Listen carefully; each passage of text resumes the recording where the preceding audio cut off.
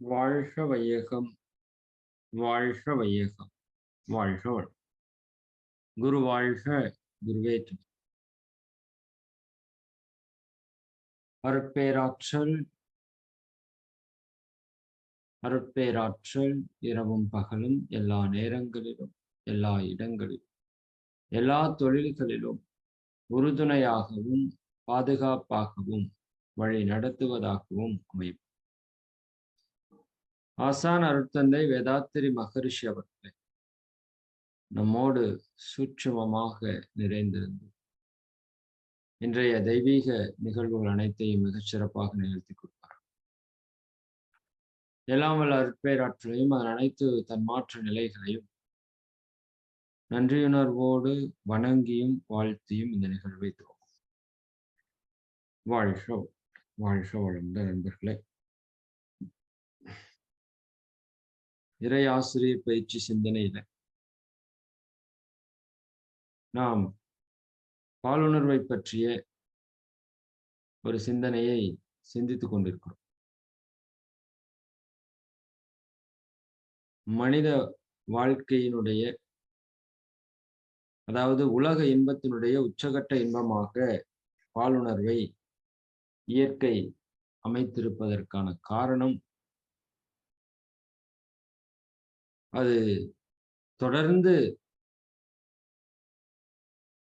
தன்னுடைய நோக்கத்தை நிறைவேற்றிக் கொள்ள வேண்டும் என்பதனுடைய ஒரு உச்சம்தான்.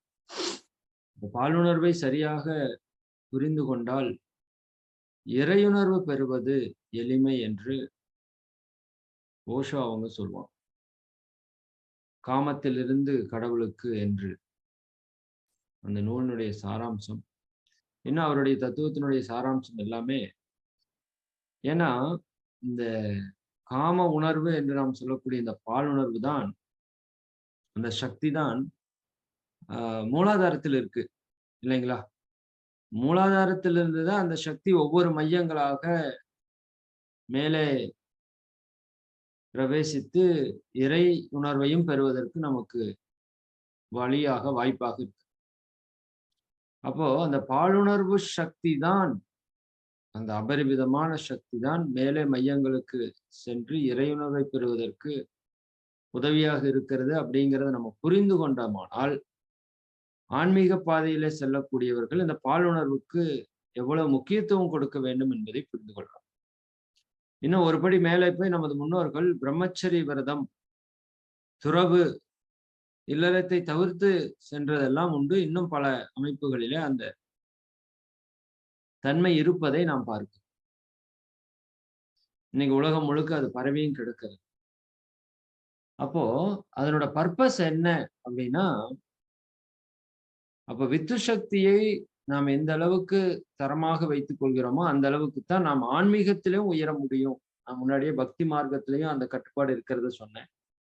குறிப்பா துறவரத்தில் இருக்கிறவங்களுக்கான கட்டுப்பாடுகள்ல அது முதன்மையான கட்டுப்பாடு. வித்து சக்தியை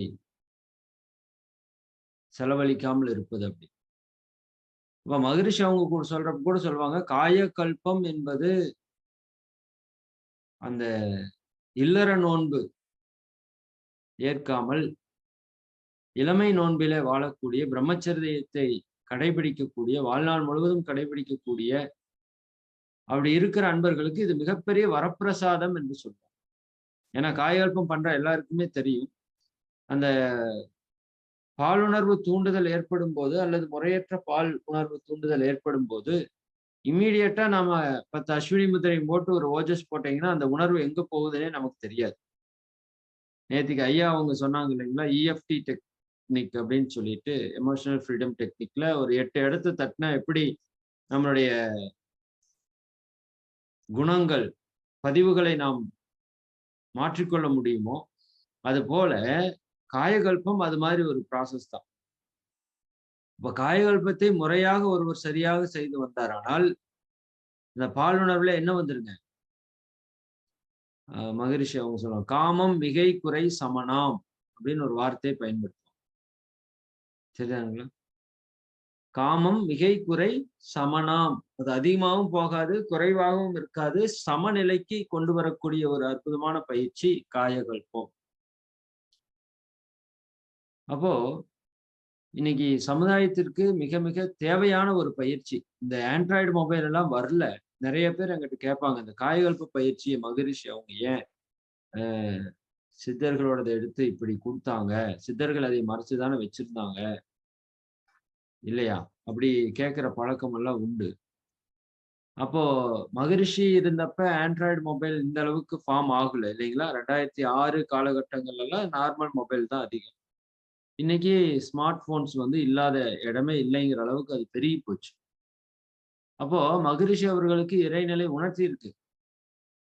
இனி வரக்கூடிய காலங்களிலே மக்கள் இந்த பாலுணர்வுல மிகப்பெரிய துன்பத்தை அனுபவிக்க போறாங்க. குறிப்பாக மாணவ சமுதாயத்திலிருந்து எல்லாருமே மிகப்பெரிய துன்பத்தை அனுபவிக்க போறாங்கன்னு தெரிந்ததற்கு அந்த இன்ட்யூஷன் அவருக்கு தெரிஞ்சங்காட்டி தான் இந்த காயல் பயிற்சியை வடிவமைத்து கொடுத்தாரோ என்னவோ! அந்த அளவிற்கு இன்னைக்கு சொசைட்டிக்கு மிக மிக தேவையான ஒரு பயிற்சியாக அந்த பயிற்சி அமைந்திருக்கு. அப்போ நான் என்ன சொல்ல வரேன்னா, ஒருவர் வாழ்க்கையில ஜெயிக்கணும்னாலும் சரி, அதாவது சொல்லுவாங்க இல்லையா? வித்து சக்தி தான் ஒரு மனிதன் பிறப்பிற்கு காரணம். வித்து சக்தி தான் ஒரு மனிதன் இறப்பிற்கும் காரணம். இது எல்லாருக்குமே நல்லா தெரியும். அப்ப பிறப்பிற்கும், இறப்பிற்கும் இடையே உள்ள வாழ்க்கைக்கு எதுதான் காரணம் என்றால், வித்து சக்தி தான் நம்முடைய வாழ்க்கைக்கும் காரணம்.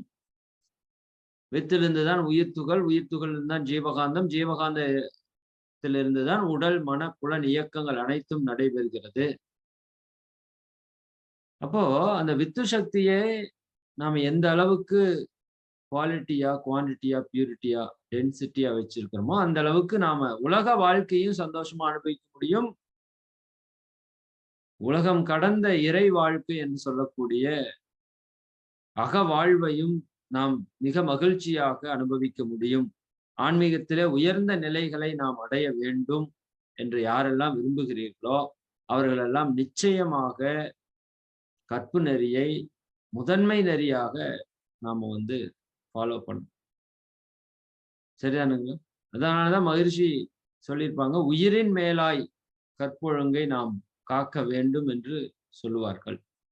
அப்ப அந்த விதத்திலே கற்பு நெறி என்பது மனிதனுக்கான மிக மிக அவசியமான ஒரு நற்பண்பு. அது ஒன்று கெட்டால் இன்னும் பல பல விதமான தீய தன்மைகளுக்குள் நாம் ஆட்படுவோம் என்பதை நாம் மனதிலே வைத்துக்கொண்டு, எல்லளவும் நான் மீண்டும் சொல்றது என்னன்னா, எல்லளவும் அப்படிங்கிறது தான் இங்க முக்கியம். ஏன்னா மொபைல் வந்துருச்சு. ஆ அதன் மூலமாக நிறைய தவறுகள் செய்வதற்கான வாய்ப்பை, சூழலை இந்த சமுதாயம் நமக்கு கொடுத்திருக்கு.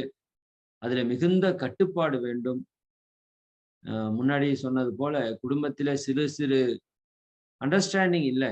உண்மையாலுமே அன்பினுடைய புரிதல் இல்லாததுனால, நிறைய குடும்பங்கள் சிதைந்து கொண்டிருக்கு. நீங்கலாம் கவுன்சிலிங்ல உட்கார்ந்தீங்கன்னா, இதுதான் பிரச்சனைன்னு வருது எனக்கு தெரிஞ்சு. சரியா? கவுன்சிலிங்ன்னு உட்கார்ந்தாலே திருமணம் ஆனவங்க முதல் கொண்டு இதுல போய் மாட்டிக்கிறாங்க, சிக்கிக்கிறாங்க. சரிதானுங்களா?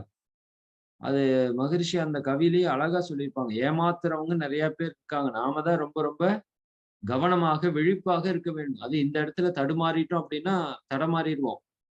இல்லைங்களா? அப்போ இதுல வரக்கூடிய எதிர்மறையான எண்ணங்களை விவேகானந்தர் அவங்க சொல்லுவாங்க. எதிர்மறையான எண்ணங்களை நீங்கள் சிந்தித்து பாருங்கள். அது நடந்தா உங்க லைஃப்ல என்னென்னவெல்லாம் மாற்றம் வந்துரும் அப்படின்னு. இல்லையா? எந்த ஒரு விஷயத்தையுமே விளைவை நாம் சிந்திக்காதனால தான் நம்ம எல்லா தவறுகளையும் செய்றோம். உதாரணத்துக்கு யாரோ ஒரு நபரோட ஒருத்தவங்க சேட் பண்ணிட்டு இருக்காங்கன்னு வச்சுக்கோங்க. தேவையில்லாத அந்த சேட் வந்து அதிகமா போயிட்டு இருக்கு. இது என்ன நினைக்கிறோம், நம்ம யாருக்குமே தெரியாதுன்னு நினைக்கிறோம். ஆனா அப்படி அல்ல. இன்னைக்கு மொபைல் எல்லாம் இப்போ என்னோட மொபைல் இருக்குன்னு வச்சுக்கோங்க. இந்த மொபைல்ல இந்த ஃபோன் நம்பர்ல இருந்து இந்த ஃபோன் நம்பர் நான் எப்ப வாங்குனனோ, அப்ப இருந்து இன்னைக்கு வரைக்கும் இந்த ஃபோன் நம்பர்ல என்னென்ன கால் பண்ணியிருக்கிறோம், யார் யாருக்கு கால் பண்ணியிருக்கிறோம், என்னென்ன மெசேஜ் அனுப்பிச்சிருக்கிறோம், என்னென்ன ஃபோட்டோஸ் அனுப்பிச்சிருக்கிறோம், என்னென்ன வீடியோஸ் அனுப்பிச்சிருக்கிறோம், என்னென்ன நமக்கு என்னென்னவெல்லாம் ரிசீவ் ஆயிருக்கு. புரியுதா இல்லைங்களா? அதே மாதிரி நெட் இருந்தா YouTubeல என்னென்னவெல்லாம் பார்த்திருக்கிறோம், Googleல என்னென்னவெல்லாம் சர்ச் பண்ணியிருக்கிறோம். அத்தன டேட்டாவையும் உங்களுக்கு இப்ப பிரிண்டா எடுத்து குடுக்க முடியும். நல்லா புரிஞ்சுக்கோங்க. பிரிண்டா எடுத்து குடுக்க முடியும். அதான் டெக்னாலஜி. புரியுதா இல்லைங்களா? நீங்க பேசின வார்த்தைகள கூட ரெக்கார்டிங்கா எடுத்து குடுக்க முடியும். அத்தனையும் ரெக்கார்ட் ஆயிட்டே தான் இருக்கு. சரிங்களா? அப்போ இந்த விஷயம் வெளியில தெரியாது அப்படின்னு நாம நினைச்சிட்டு இருக்கோம். ஆனா எல்லாமே ஒரு இடத்துல ரெக்கார்ட் ஆயிட்டு இருக்கு. எப்படி இறைவன் எல்லா இடத்துலயும் இருந்து ரெக்கார்ட் பண்ணிட்டு இருக்கான்னு சொல்லுவாங்க இல்லையா? 6 இடத்துல ரெக்கார்ட் பண்றான்னு சொல்லுவாங்க. அது மாதிரி இந்த கருவி மூலமாக நாம் செய்யக்கூடிய அத்தனை விஷயங்களும் ரெக்கார்ட் ஆயிட்டே இருக்கிறது. நல்லா புரிஞ்சுக்கோங்க. அப்ப இந்த ஒரு ரெக்கார்ட் தவறா ஒருத்தருக்கு தெரிஞ்சிருச்சு அப்படின்னா, லைஃபே போனவங்கலாம் உண்டு. சரியா? எனக்கு தெரிஞ்சே 2, 3 பேர நான் பார்த்திருக்கேன்.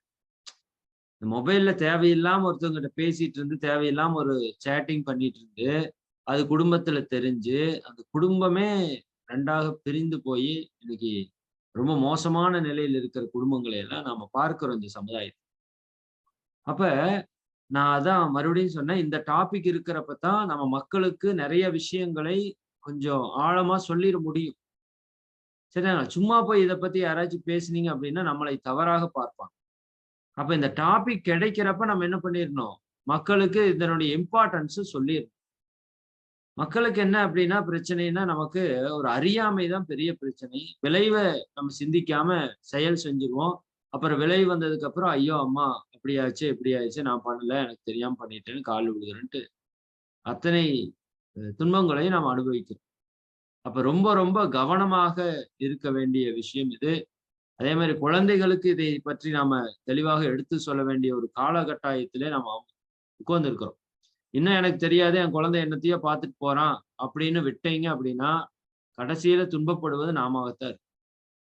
அப்ப குழந்தைகிட்ட அதிகமா மொபைல் ஃபோன் குடுக்கக் கூடாது. மொபைல் ஃபோன் குடுத்தாலுமே, நாம என்ன பண்ணியிருக்கணும்? அதுல அந்த சைல்டு லாக் அப்படின்னு ஒரு ஆப்ஷன் இருக்கு. எனக்கு தெரியாதுன்னு ஒரு வார்த்தை சொல்லாதீங்க. தெரியாதுன்னு ஒரு வார்த்தை சொன்னீங்கன்னா, மொபைல தூக்கி குப்பையில போட்டுருங்க. சரிதானுங்களா? மொபைல தூக்கி குப்பையில போட்டுருங்க. வேற சுவிட்ச் இந்த பட்டன் மொபைல் வாங்கி வச்சுக்கோங்க. நெட் கனெக்ட் ஆகாத மாதிரி. எந்த தொந்தரவுமே இல்ல. நான் ஆண்ட்ராய்டு மொபைலும் வச்சிருப்பேன். ஆனா, அதுல என்ன என் குழந்தை பாக்குதுன்னு தெரியாதுன்னு நீங்க வச்சீங்கன்னா, அவ்வளவுதான். சரிதானுங்களா? இது நமக்கே அந்த சைல்டு லாக் போட்டு வச்சுக்கிறது நல்லதுதான். ஏன்னா, நமக்குமே தேவையற்ற செய்திகள் இந்த சமுதாயத்திலிருந்து நெறைய வந்துட்டே இருக்கு. சரிதானுங்களா? எது தேவையோ அதுக்குள்ள போனோம்னா, தேவையில்லாதது பலது வந்துருது. மொபைல் அடிக்ஷன்ல நம்ம நீங்க ஒரு ஒரு விஷயத்த 4 தடவ பார்த்துட்டீங்கன்னா, அது சார்ந்த விஷயம் தான் உங்களுக்கு பிடிக்குதுன்னு தெரிஞ்சு அதுவே என்ன பண்ணிரும்? சரிதானுங்களா? அந்த இன்டெலிஜென்ஸ் மூலமாக அது ரோபோட் அந்த சிஸ்டமே உங்களுக்கு வந்து அனுப்பிச்சுட்டே இருக்கும். நீங்க அதுக்கு அடிக்ட் ஆயிரு அப்ப இதுலலாம் நம்ம ரொம்ப ரொம்ப கவனமா இருக்கணும். இது கூட ஒரு முறையற்ற பால் உணர்வு தான். சரிதானுங்களா? இதான் கொரோனா டைம்ல ரொம்ப அதிகமானதாக அரசாங்கத்து மூலமா ஒரு தகவலே கொடுக்கப்பட்டது. சரிதானுங்களா? இதையெல்லாம் டோட்டலா பேன் பண்ண வேணும். ஆனா, இன்னைக்கு என்ன சமுதாயம்னே புரியல நமக்கே.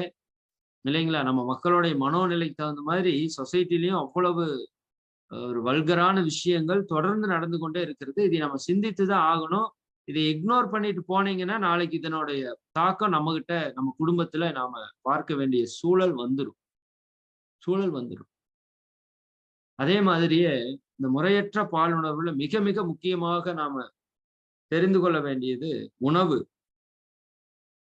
உணவுல அந்த ரஜோகுண உணவுகள் யாரெல்லாம் அதிகமா எடுக்கிறாங்களோ, அவங்களுக்கு இந்த உணர்வுகள் அதிகமாக தூண்டப்படும் அப்படிங்கிறதெல்லாம் இயற்கையில இருக்கிற விதிகள். குறிப்பாக சில மார்க்கங்கள்ல பார்த்தீங்கன்னா, வெங்காயம், பூண்டு, முருங்கக்காய் இதெல்லாம் சேர்த்த மாட்டாங்க. ஏன்னா, அவங்க முழுக்க முழுக்க பிரம்மச்சரிய விரதம் கடைபிடிக்கிறவங்களா இருப்பாங்க. புரியுதா இல்லைங்களா? அப்ப அவங்களுக்கு இதையெல்லாம் சேர்த்துனாங்க அப்படின்னா, பாலுணர்வு தூண்டுதல் நிகழ்ந்து இதுலயுமே ஆன்மீகத்துல உயர்ந்து செல்றவங்க இதுல கொஞ்சம் கவனமா இருக்கணும். நான் முற்றிலுமா தவிருங்கன்னு சொல்லல. மிக அதிகப்படியாக நுகர்ந்து கொண்டிருந்தோம்னா, அதை குறைத்துக் கொள்ள வேண்டியது நம்மளுடைய முக்கிய கடமை. பாலுணர்வுல இந்த முறையற்று போவதற்கான விஷயங்கள்ல இதுவும் ஒன்று. குறிப்பாக யாரெல்லாம் நான்வெஜ் சாப்பிடுறாங்களோ, அவங்களுக்கெல்லாம் நிச்சயமா முறையற்ற பாலுணர்வு இருக்கத்தான் செய்யும். அதை மாற்ற முடியாது. ஏன்னா, அவைகளுக்கு அதுல ஒரு கண்ட்ரோல்னஸ் இல்ல. சரிதானுங்களா? ஆடோ, கோழிகளோ இவங்கலாம் வந்து அந்த சிஸ்டமேட்டிக்கான லைஃப்ல இருக்க வேண்டிய அவசியம் இல்ல. அப்ப அந்த உணவை உட்கொள்ளும்போது நமக்கும் அந்த சிஸ்டமேட்டிக் வந்து உடைஞ்சு தான் போகும். அதுல மூர்க்கத்தன்மை எல்லாமே வரத்தான் செய்யும். அதனால இதைய நீங்க தவிர்க்கணும். உணவு வந்து வெரி வெரி இம்பார்ட்டன்ட். நான் முக்கியமா சொல்ல வேண்டியது உடைதான். அதுக்காகத்தான் நம்ம இவ்வளவு தூரம் இந்த டாபிக் எடுத்திருக்கிறோம் இல்லைங்களா? இன்னைக்கு பார்த்தீங்கன்னா, முறையற்ற பாலுணர்வுக்கு மிக முக்கியமான காரணமாக இருக்கிறது உடை. உடை அலங்காரம் அப்படிங்கிறது இன்னைக்கு என்ன இதே தெரியல. நமக்கு எங்க போறோம்னே நமக்கே தெரியல. ஒரு பாட்டு கூட சொல்லுவாங்க. "ஒரு பண்பாடு இல்லை என்றால் பாரதம் இல்லை. நாம் பண்போடு வாழ்ந்திருந்தால் பாவமும் இல்லை." ரஜினி படத்துல ஒரு பாட்டு. அப்ப நமக்குன்னு ஒரு கல்ச்சர் இருக்கு. இந்த உடைக்குன்னு ஒரு கல்ச்சர் இருக்கு. நான் சொன்னேன் இல்லையா? அரபு தேசத்துல முக்காடு போட்டதனோட பர்ப்பஸ் மண் அடிக்கக்கூடாதுன்னு மட்டும் அல்ல. அங்க பாலுணர்வு அதிகமாக தூண்டப்படும். அப்போ ஒரு பெண்ணினுடைய உடல் அங்கத்தை பார்த்தாலே பாலுணர்வு தூண்டுவதற்கான வாய்ப்பு இருக்கு. அதனால தான் அங்க இஸ்லாத்துல என்ன பண்ணாங்க? உடல் முழுக்க பர்தாவ போட்டுட்டாங்க. சரிதாங்களா? எந்த இடத்திலயும் அந்த தவறு நடந்து விடக்கூடாது. அந்த தூண்டுதல் வந்து விடக்கூடாது என்பதற்காகத்தான் அங்க அத பண்ணாங்க. இது எவ்வளவு பேருக்கு தெரியும்னு தெரியல. புரியுதுங்களா? நம்ம இந்திய கலாச்சாரத்திலயும் நாம அதை வந்து ரொம்ப சரியா ஃபாலோ பண்ணிட்டு இது வெப்ப தேசமாகவே இருந்தாலும், சரிதானுங்களா? உடைக்கு வந்து அவ்வளவு ஒரு முக்கியத்துவம் நம்ம தேசத்துல குடுக்குது. சரி. ஆனா இன்றைய காலகட்டத்துல பெற்றோர்களே நான் பார்க்கிறேன். பனியன் போட்டுட்டு, டீ ஷர்ட் போட்டுட்டு பெண் குழந்தை போகுது. அரை ட்ராயர் போட்டுட்டு அப்படியே போகுது. முழங்கால் தெரிய போகுது. புரியுதா இல்லைங்களா? அப்ப தவறு செய்வதற்கான சூழலை நாமளே உருவாக்கி கொடுத்துட்டு, அதுல கொஞ்சம் கூட அந்த குழந்தைகளுக்கு வெட்கமோ, அப்படியே வண்டியிலயும் அதே மாரி தான். வண்டியில அதே மாரி தான். டீ ஷர்ட் போட்டுட்டு மேல ஒரு ஷால் கூட போடாம அப்படியே போறாங்க. அது என்ன ஒரு மனோநிலைன்னு எனக்கே புரியல. இன்னும் வயசு காட்டிட்டு போறதெல்லாம் நெறைய இன்னைக்கு வந்து வந்துட்டு இருக்கு. இப்ப கொஞ்சம் கொஞ்சமா கொஞ்சம் இதுதான் நம்ம அட்வான்ஸ்டுன்னு நெனச்சுட்டு இருக்கோம்.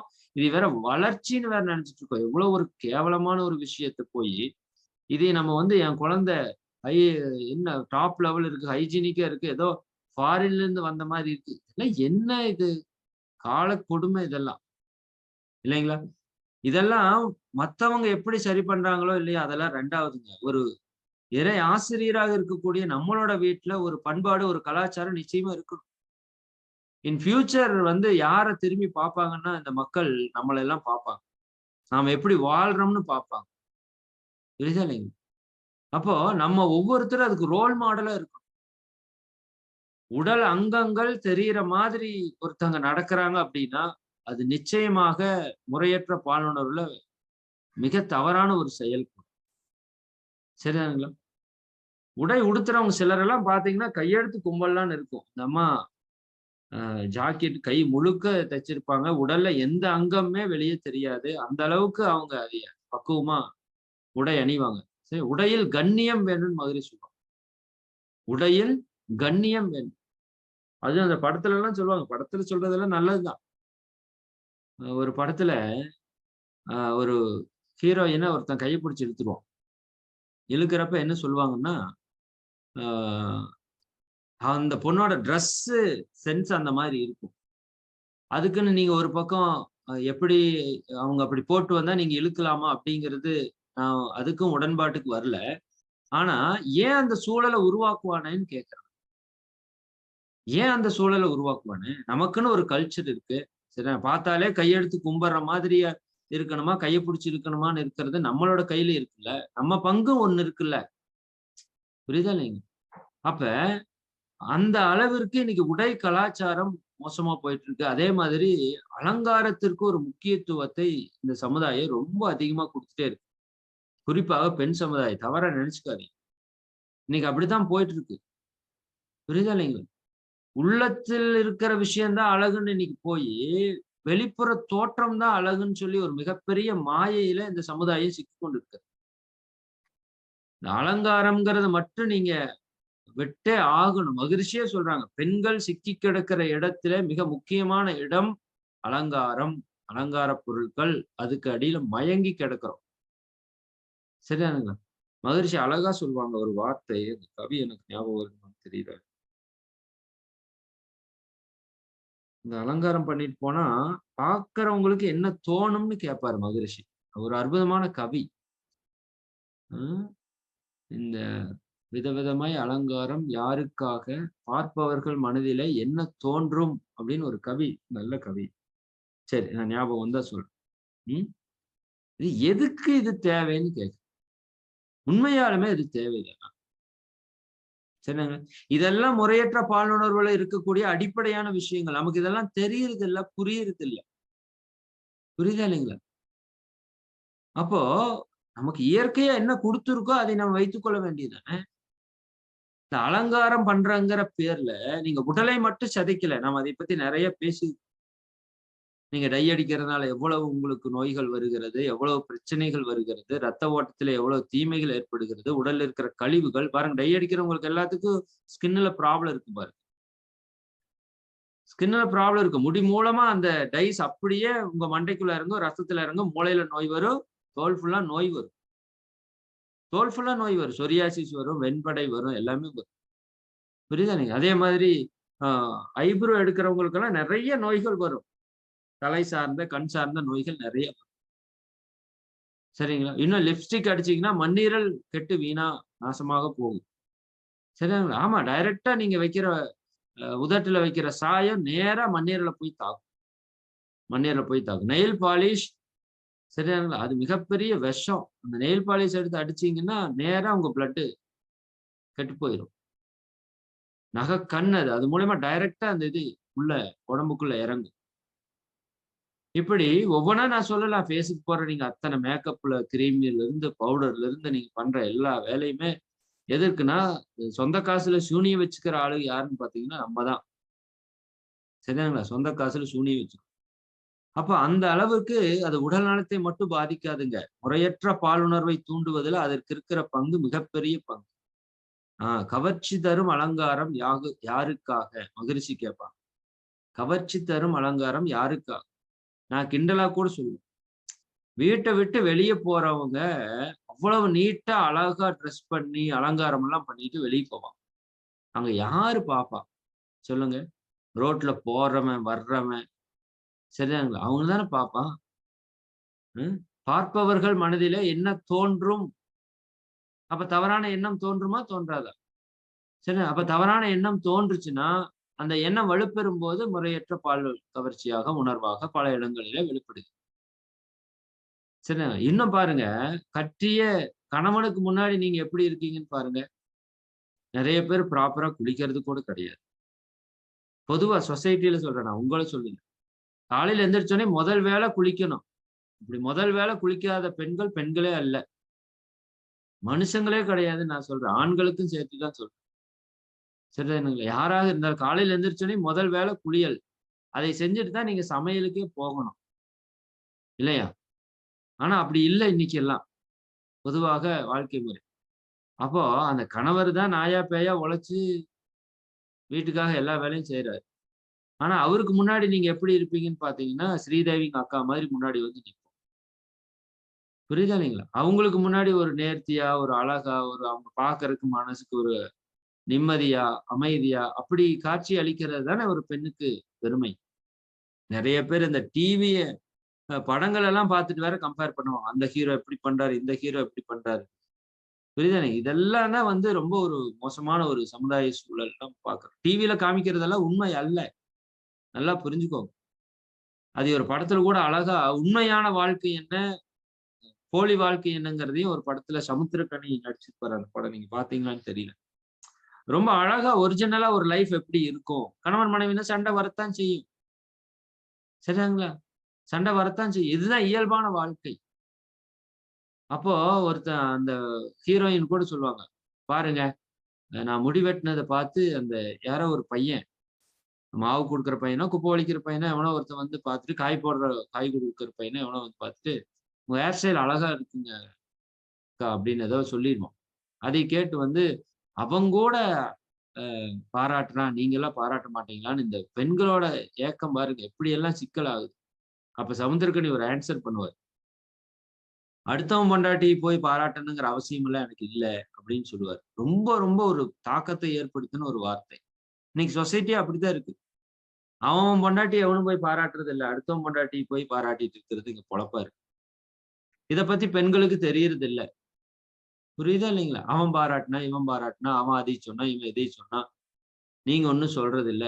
இதெல்லாம் சொசைட்டில வந்து மிகப்பெரிய பிரச்சனை. பார்க்கறதுக்கு சாதாரணமான விஷயமா தெரியுது. இப்படித்தான் கெட்டு போறாங்க. சரியா? பாராட்டுக்கு ஏங்க வேண்டிய அவசியமே இல்ல நம்ம.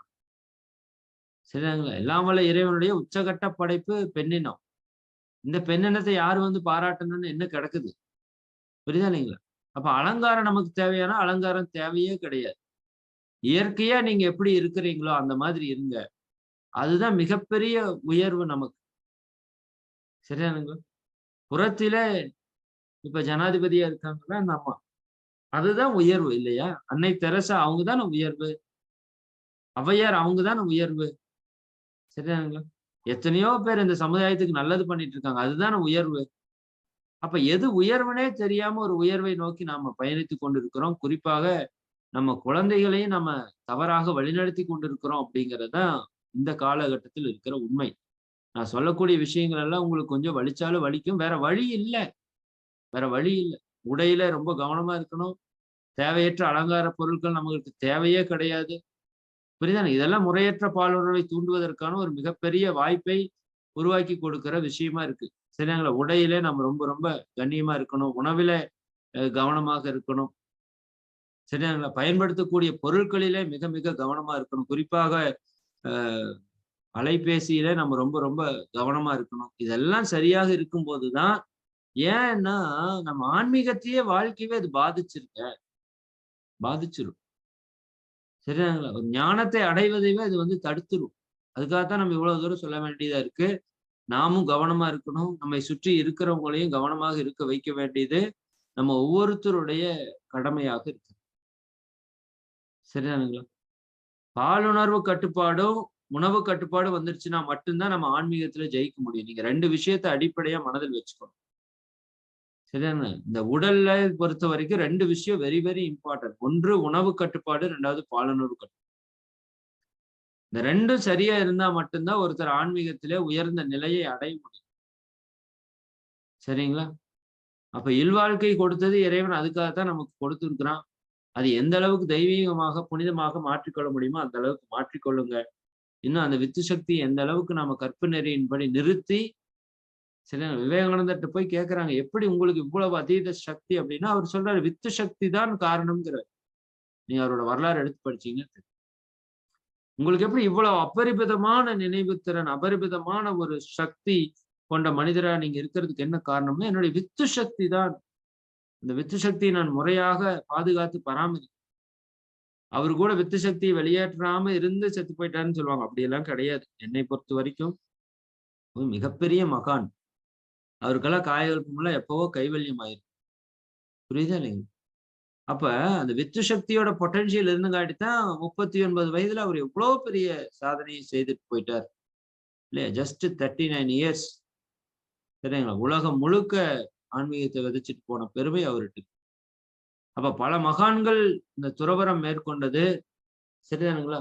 அப்ப அதுக்கெல்லாம் என்ன காரணம்னா, இந்த பாலுணர்வு சக்தியை தான் நம்ம sexual energy convert to spiritual எனர்ஜின்னு தான் காயகல்பத்துல சொல்றோம். Sexual energy very very very very powerful energy. அதை கன்வெர்ட் டு ஸ்பிரிச்சுவல் எனர்ஜியா மாத்தணும் அப்படின்னா, அப்ப மூளை தான் நமக்கு ரொம்ப முக்கியம் இல்லைங்களா? மெடிடேஷனுக்கு இம்பார்ட்டன்ட் என்ன? மூளை தானே. மூளை தான் மன இயக்கம். மன இயக்கத்தை கொண்டுதான் நம்ம தியானத்தின் உச்ச நிலையை அடையிறோம். அப்ப மூளையினுடைய சக்திய நீங்க அதீதப்படுத்தணும் அப்படின்னா, அதுக்கு காயகல்பம் தான் மிகப்பெரிய விஷயம். சரியாங்களா? காயகல்பத்துக்கே என்ன சொல்லுவாங்க? துரிய நிலை நின்று தவம் ஆற்றும் யோகம்.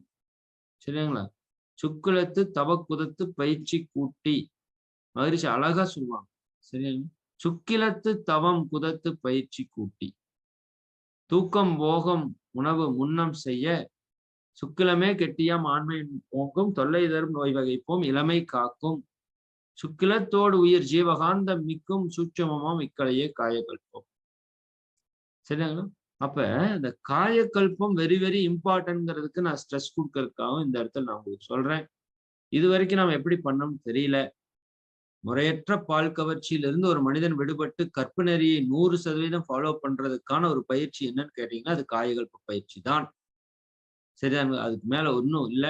நாமும் சரியாக செய்வோம். நம் குழந்தைகளை மிக சரியாக செய்வதற்கான தூண்டுதலை கொடுப்போம். நாம் இந்த சமுதாயத்திற்கான ஒரு வழிகாட்டியாக, ஒரு வாழ்ந்து காட்டக்கூடிய ஒரு நபர்களாக மாறுவோம். நான் சொன்ன விஷயங்கள் எல்லாம் சிந்தனைக்கு எடுத்துக்கோங்க. நம்மகிட்ட ஏதாவது மாற்றம் தேவை என்றால் நிச்சயமாக மாற்றிக்கொள்ளுங்கள். சரியாங்களா? இப்பிறவி தப்பின் எப்பிறவி வாய்க்குமோன்னு தெரியல. அப்ப இருக்கிற காலத்துல இந்த உயர்ந்த நிலையை கடைபிடித்து சரியாங்களா? நாம் அந்த ஆன்ம உணர்வை பெறுவோம் என்று கூறி இன்றைய சிந்தனையை நாம் நிறைவு செய்வோம். அடுத்த வகுப்புல நாம வஞ்சம் மன்னிப்பு. அது ஒரு 2, 3 வகுப்புக்கு மேலேயே போகும்ன்னு நினைக்கிறேன். ஏன்னா, அதில் நிறைய விஷயங்கள் நம்ம சிந்திக்க வேண்டியது இருக்கு. அதைப் பற்றி வரக்கூடிய வகுப்புகளிலே சிந்திப்போம் என்று கூறி, அனைவரும் அருட்பேராற்றல் கருணையினால் உடல் நலம், நீளாயுள், நிறை செல்வம், உயர்புகழ், மெய்ஞானம் ஓங்கி இறை உணர்வு, அறநெறி, கல்வி, தனம், தானியம், இளமை, வலிவு, துணிவு, நன்மக்கட்பேறு, அறிவிலுயர்ந்தோர் நட்பு, அன்புடைமை, அகத்தவம், அழகு, புகழ், மனித மதிப்புணர்ந்து ஒழுகும் பண்பு, பொறையுடைமை எனும் பேறு 16 பெற்றுப் பெருவாழ்வு வாழ்க. வாழ்க வளமுடன், வாழ்க வளமுடன், வாழ்க வளமுடன்.